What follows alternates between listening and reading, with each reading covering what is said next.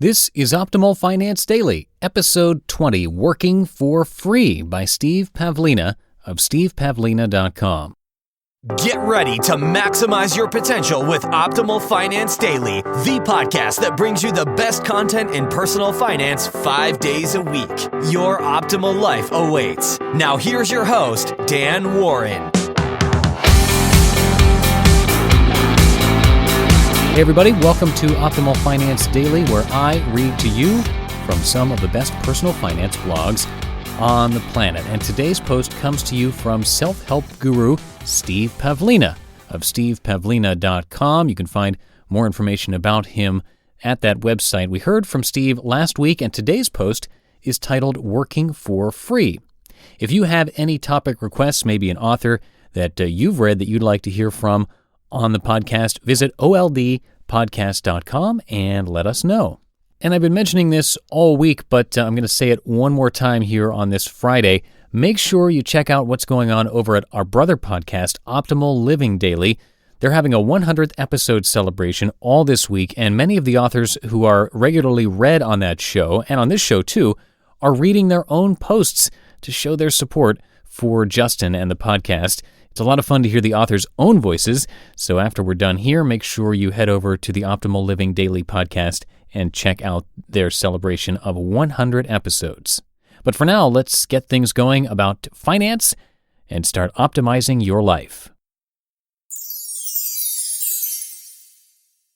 Working for Free by Steve Pavlina of stevepavlina.com.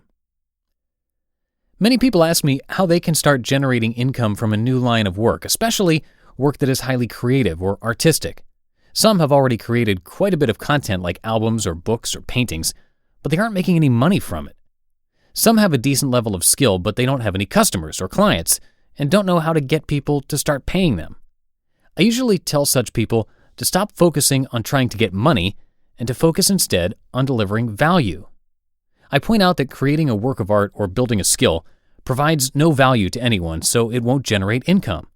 Sharing your creations or skills with others, however, is what delivers value, and therein lies the potential to generate income from your work. If you've created an album, a book, or a painting, how many people are enjoying it each day?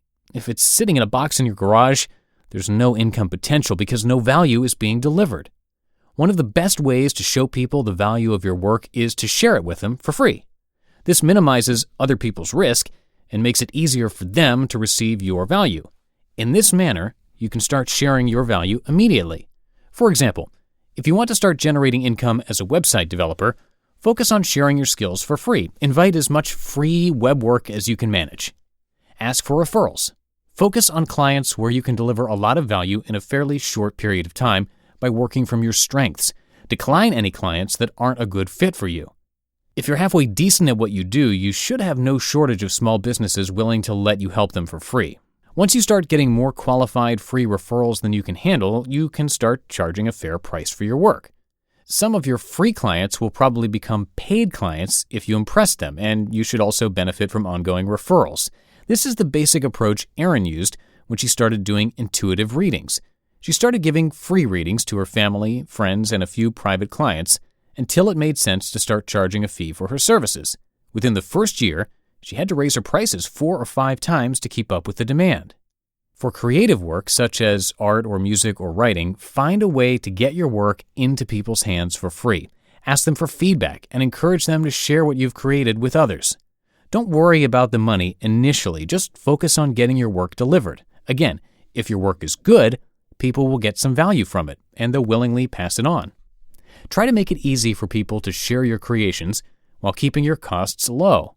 For example, if you're a painter, it may be too expensive to share individual paintings, but you can share downloadable computer backgrounds for free. Then again, if you share your painting with a restaurant where lots of people will see and enjoy it, even that may be a wise choice.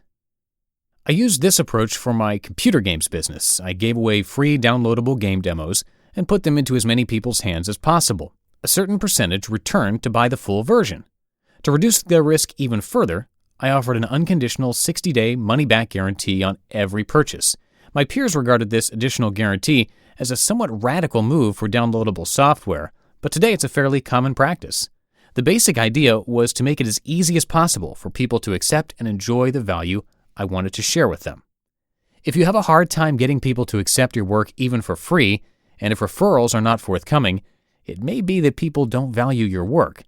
This indicates you'll need to work on your skills a bit more first, or you'll need to target a more appropriate audience.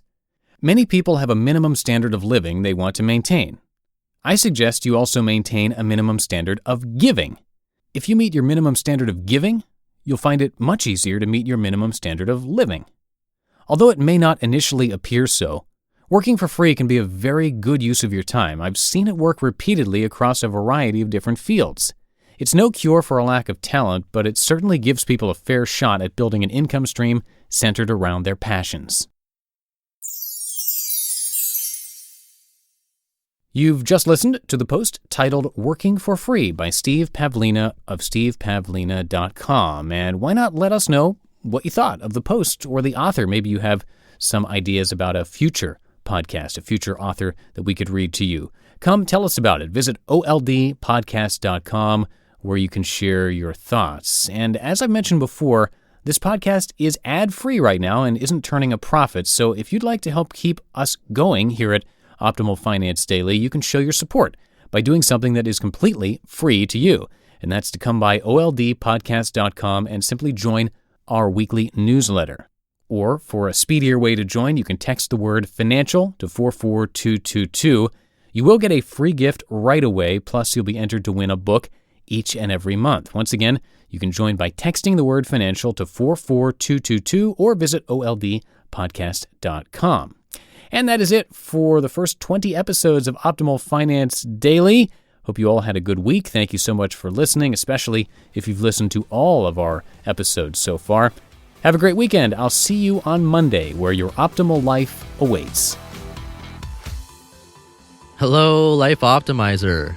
This is Justin Malik, creator and producer of this podcast, but also Optimal Living Daily, the show where I read to you from even more blogs covering finance, productivity, minimalism, personal development, and more from amazing bloggers like Derek Sivers, Zen Habits, The Minimalists, and all the ones you hear on this show too.